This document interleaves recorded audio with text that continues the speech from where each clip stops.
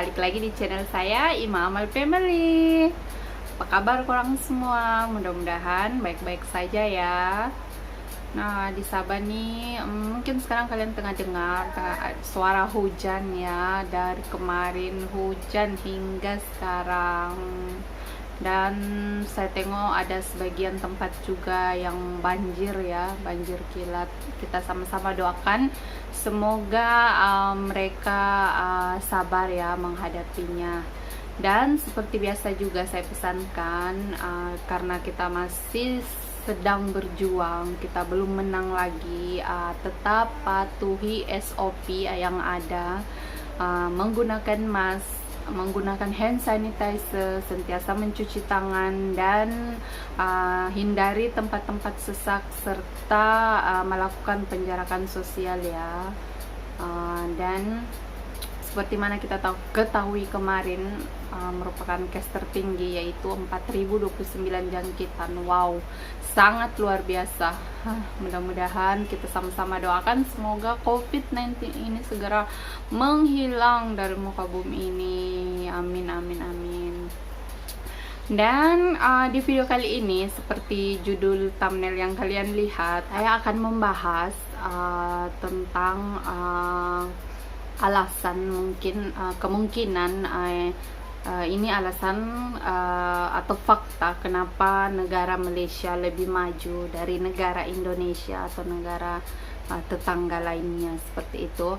Pertama, yaitu dari segi pendidikan ataupun sistem persekolahan di sini. Seperti mana kita ketahui bahwa pendidikan sangat penting untuk membentuk sumber daya manusia ya, atau menghasilkannya suatu bibit atau cikal bakal penerus seterusnya yang berkualiti, yaitu bagaimana pendidikan mereka. Dan saya lihat sistem persekolahan di Malaysia ini, mereka menerapkan sistem sekolah gratis ya, dari SD sampai SMA, yaitu dari darjah sampai tingkatan selama 11 tahun. Saya lihat mereka memberikan subsidi dari 100 ringgit hingga ke 200 ringgit ya untuk tingkatan, dan itu setara dengan 300 hingga 600 ribu rupiah, dan itu sangat banyak kalau di Indonesia. Dan di sini tuh diberikan kepada setiap muridnya untuk membeli perlengkapan sekolah ataupun seragam seperti itu, alat tulis atau buku-buku seperti itu. Jadi mereka anak-anak atau pelajar di Malaysia ini lebih fokus untuk sekolah, karena mereka tidak akan terbebani dengan biaya atau apa, karena di sini tuh semua sudah gratis ya, atau free seperti itu.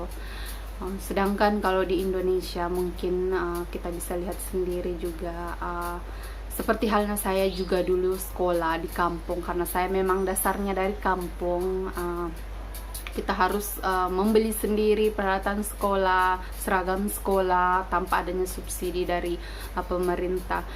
Lepas itu kita harus membayar iuran SPP setiap tahunnya, dan kadang ada dari masyarakat yang tidak dapat ya untuk membayarnya, sehingga anak mereka tidak bersekolah, dan disitulah berkurangnya lagi penerus selanjutnya, atau tingkat pendidikan mereka lagi tidak bertambah ya, seperti itu. Itu mungkin salah satu faktor juga ya dari pendidikan mereka. Dan saya ada sedikit bertukar pikiran dengan suami, bertanya tentang persekolahan di sini seperti mana, dan bahkan juga ada yang namanya pinjaman untuk mereka yang pelajar yang ingin meneruskan ke jenjang yang lebih tinggi ya, seperti itu, yaitu seperti pernah saya dengar juga, yaitu PTPTN, dan itu akan dipinjamkan kepada murid atau pelajar yang ingin memang betul-betul sekolah, dan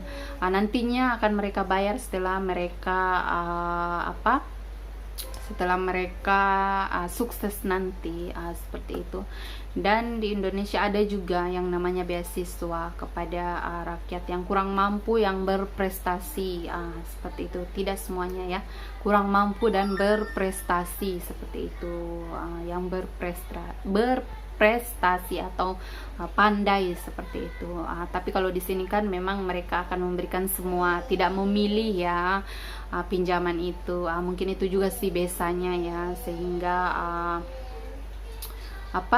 pendidikan dari mereka itu, pendidikan dari murid di sini dan di Indonesia itu tidak sama ya, seperti itu. Selanjutnya yaitu sepertinya tingkat korupsi di Malaysia lebih kurang ya daripada di Indonesia. Korupsi itu yaitu rasuah ya. Di sini mungkin karena undang-undang di Malaysia sangat tegas, yaitu selama 20 tahun penjara untuk koruptor yang melakukan korupsi atau rasuah itu, sehingga itu mungkin satu alasan membuat para pejabat-pejabat mereka lebih patuh ya, atau takut untuk melakukan rasuah seperti itu. Juga menurut survei indeks persepsi korupsi ya atau rasuah ini, bahwa rakyat Malaysia lebih tinggi rasa percayanya kepada pejabat mereka, seperti itu. Selanjutnya yaitu faktor infrastruktur ya, atau bangunannya seperti itu. Seperti mana kita ketahui kalau faktor infrastruktur merupakan penentu untuk daya saing suatu negara. Jadi di sini kita lihat infrastruktur negara Malaysia itu sudah maju pesat. Ini bisa dilihat seperti pembangunan jalan dan akses transportasi mereka, dan kita ketahui di sepanjang Semenanjung ini ada 3.800 tol atau 3.800 km tol sepanjang Semenanjung ya. Dan transportasinya sendiri ada berbagai macam, yaitu seperti bus, monorail, LRT, KTM, KLI Express, dan seperti yang diketahui juga kalau bus Go KL itu free ya, jadi banyak diminati oleh orang-orang. Dan itu juga sih mungkin kemungkinan karena infrastrukturnya memang lebih maju ya, seperti itu pembangunannya, atau bangunan-bangunan di sini tuh lebih berkembang, seperti itu. Selanjutnya yaitu harga sembako atau bahan makanan di sini lebih murah ya, karena mereka memiliki undang-undang tentang kawalan harga ya, sehingga pemerintah di sini lebih dapat intervensi sendiri kalau adanya kelonjakan harga atau kenaikan harga yang tidak sesuai dengan pasaran ya. Artinya dalam hal ini pemerintah negara Malaysia sangat mengontrol harga-harga barang supaya tetap stabil ya untuk kesejahteraan rakyat mereka, seperti itu. Dan bisa juga diambil contoh yaitu seperti yang saya rasakan kalau harga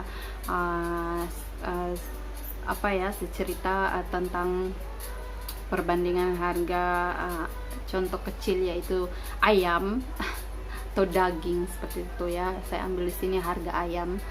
Di sini tuh biasanya dalam satu ekornya atau yang dalam satu bungkus biasa yang belum dipotong tuh harga dia mungkin dalam 9 ringgit lebih, atau kadang yang paling mahal pun dalam 12 ringgit seperti itu. Dan itu kalau dirupiahkan sekitar itu setara dengan 30.000 rupiah atau lebih seperti itu. Dan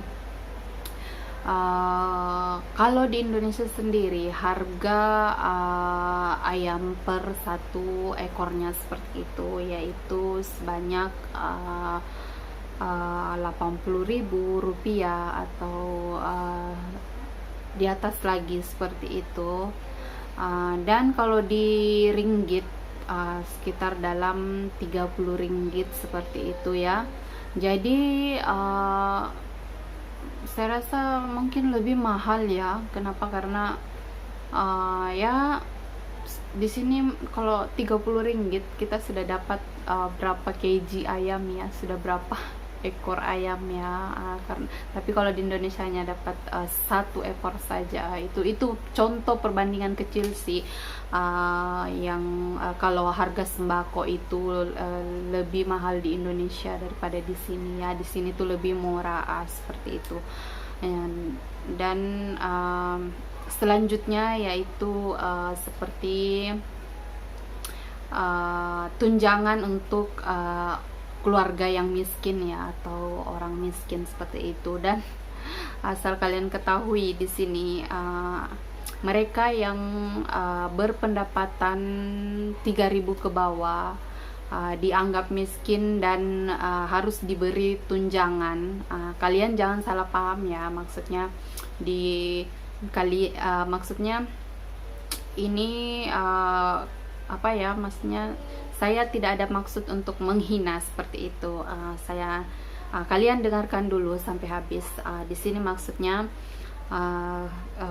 rakyat yang berpenghasilan 3.000 ringgit ke bawah dianggap berkekurangan atau miskin seperti itu, dan harus diberikan tunjangan seperti BRIM, dulu BRIM, terus diperbaharui BSH, dan sekarang lagi BPR. Orang sudah kemaskini tak? Sekarang sudah boleh ya mengemaskini kembali. Kalau kalian ada anggota baru, kalian boleh kemaskini lagi. Tapi kalau tidak ada apa-apa yang berubah dari sebelumnya, otomatis akan masuk ke akun kalian nanti, seperti itu. Dan kalau saya salah, saya minta maaf ya, seperti itu. Oke, lanjut. Tadi yaitu warga negara Malaysia yang berpendapatan di bawah 3.000 ringgit seperti itu dianggap keluarga miskin dan diberi tunjangan seperti BSH tadi itu, dan ada juga yang kadang diberi rumah free seperti itu.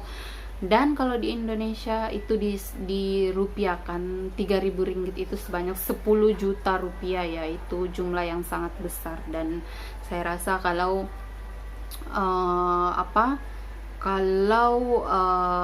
pemerintah di sana juga memberi tunjangan seperti itu untuk mereka yang berpenghasilan di bawah 10 juta itu, mereka juga akan memiliki kesejahteraan juga. Tapi nyatanya tidak ya, bahkan ada yang lebih ini lagi. Saya rasa di negara Malaysia ini pemerintahnya lebih mementingkan kesejahteraan rakyat, lebih mementingkan rakyat mereka, sehingga memberikan banyak subsidi atau bantuan seperti itu. Saya pun boleh rasakan juga semenjak saya berkawin dengan warga negara Malaysia ini. Kami pun merasakannya juga, sehingga saya bisa menceritakannya seperti ini. Nah, itu tadi sih mungkin alasan-alasan kenapa negara Malaysia lebih maju dari negara Indonesia. Dan seperti biasa saya terangkan di sini, saya tiada niat untuk membanding-bandingkan atau melaga-lagakan seperti apa bahwa negara ini atau negara itu tidak baik atau seperti mana. Cuma ini suatu pandangan kepada kalian, dan untuk kami warga Indonesia, mudah-mudahan kami juga bisa segera maksudnya memperbaharui sistem kerajaan, sistem pemerintahan kami. Mudah-mudahan bisa lebih baik ke depannya dan bisa maju juga dan bisa mencapai kesejahteraan juga seperti itu. Dan salam hangat dari saya, salam satu rumpun dari saya. Seperti biasa juga saya tekankan tadi bahwa tidak ada unsur apa-apa di sini ya untuk membeda-bedakan atau apa. Jadi jangan sampai kalian berpikiran apa. Dan itu saja video saya di kali ini. Jika ada kesalahan ataupun ada kekurangan atau kelebihan, mohon dimaafkan. Dan terima kasih sudah mendukung channel saya. Terima kasih sudah mensupport saya. Jumpa lagi di next video. Bye.